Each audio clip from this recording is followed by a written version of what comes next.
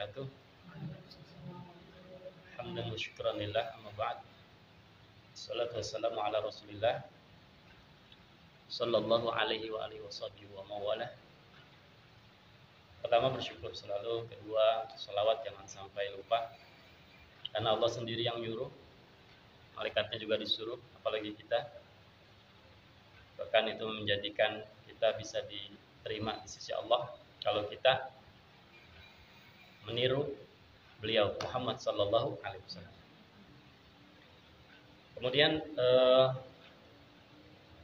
ini banyak orang bertanya, ya, bagaimana sih biar di tengah kesibukan saya, di tengah kehidupannya, kesulitannya, ya, konsentrasi, banyak masalah, tapi bisa tetap ingat pada Allah.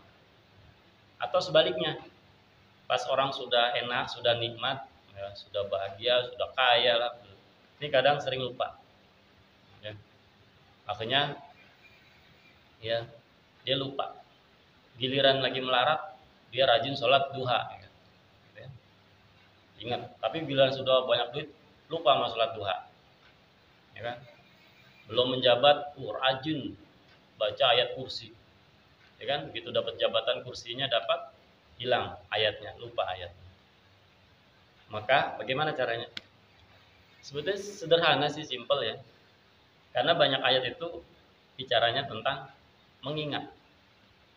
Bahkan orang beriman aja masih diingatkan. Ya ayyuhalladzina amanu dzkurullah. Surat Al-Ahzab, kan? Di ayat-ayat lain banyak sekali. Apalagi kita yang baru memeluk agama Islam, atau para mu'allaf, atau mungkin kita sudah dari lahir Islam tapi masih awam, maka perdalam, tingkatkan keilmuan agamanya hingga mudah mengingat, ya. Karena ilmu dengan iman nggak bisa pisah. Ada di mana? Di surat Al-Mujadalah, ya kan? Yarfa'illahu alladhina amanu minkum walladhina utul ilma dan ilmu. Maka kita lihat contoh deh sederhana. Nah ini boleh minjem tasbih. Nah, ya sederhana saja, di sekeliling kita gunakan. Contoh ini apa nih? Apa? Iya, masa tahu tambang kan gitu. Tasbih ya, udah tahu ini. Nah ini tasbih ini. Ini salah satu alat atau cara untuk mengingat. Emang bukan satu tujuan tasbih. Tujuannya hanya ini alat untuk mengingat ke tujuannya Allah. Nah kalau kita bisa pakai alat ini, kita jadi bisa ingat Allah, ya udah pakai. Ada lagi yang pakai jari, ya kan, sebagaimana dalam hadis sahih itu Nabi pernah mempraktekkan lewat jari, ya. Apalagi habis sholat, kan, minimal 33 tasbih, tahmid 33, takbir, Allah Akbar 33, ya kan?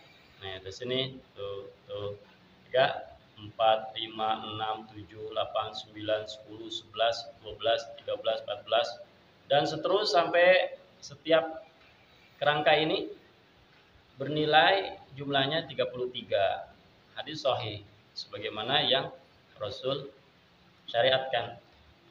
Baca tasbih 33, tahmid 33. Minimal itu. Tapi bagi yang bisa mengingat, oh saya lebih ingat, lebih konsentrasi pakai ini, ya udah, yang penting niat tujuannya ke sana, ke Allah gitu kan. Ini sekedar alat. Nah, yang saya maksud, bagaimana cara mengingat? Ya pintar-pintar mencari alatnya.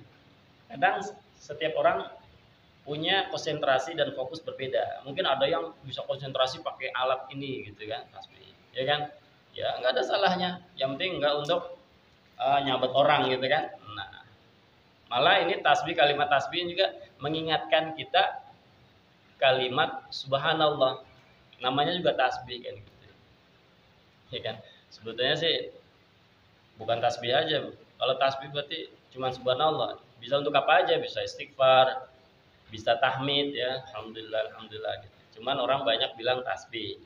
Malah sekarang ada yang pakai elektrik, ya, ada yang pakai jangan klik-klik. Terserah lah, intinya alat. Tapi paling enggak dengan ini bagaimana kita bisa ingat Allah, ya kan? Nah, Ustaz megang ini nih udah langsung ingat nih. Salawat tasbih.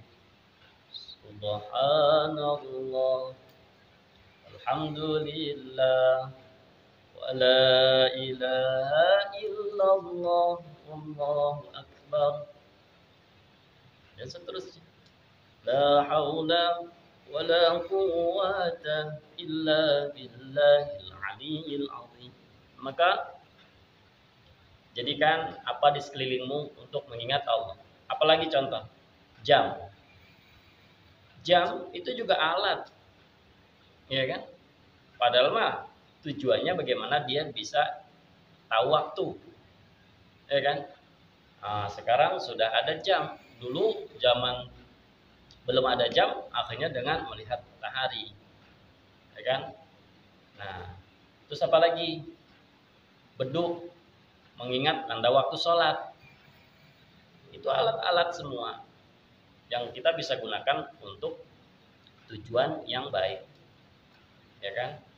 Selama itu baik dan tidak melanggar dan tidak ada keharaman di dalamnya, maka bisa kita manfaatkan untuk mengingat Allah, ya. Sebagai penutup,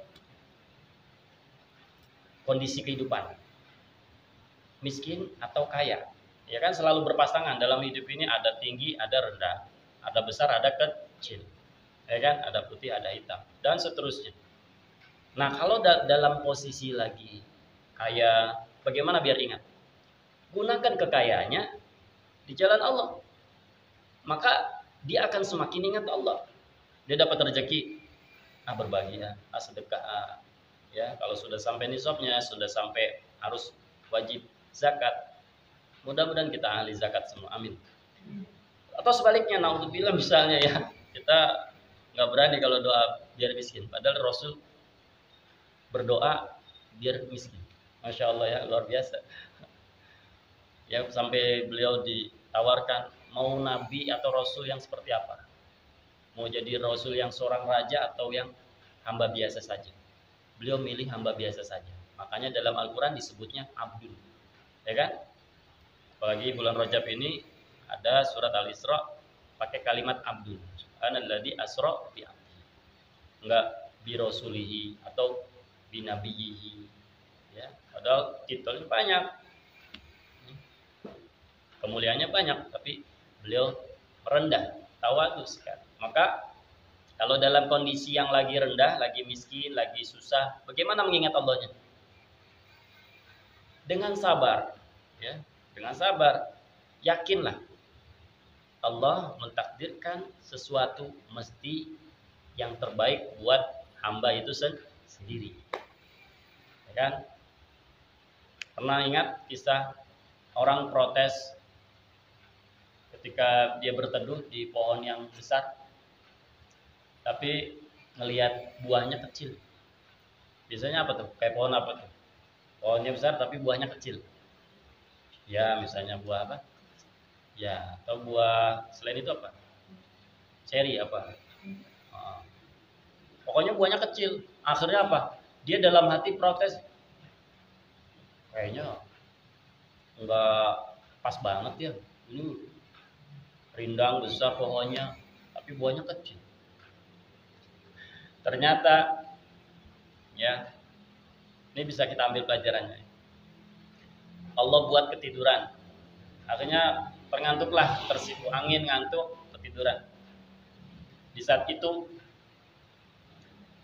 buah yang kecil tadi jatuh pas menimpa hidungnya,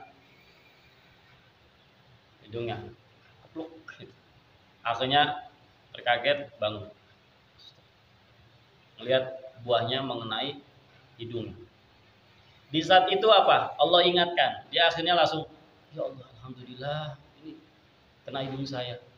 Untung aja buahnya kecil. Coba aja saya nuntut Allah, ini buahnya segede nangka apa durian montong yang gede itu. Coba apa jadinya hidung saya?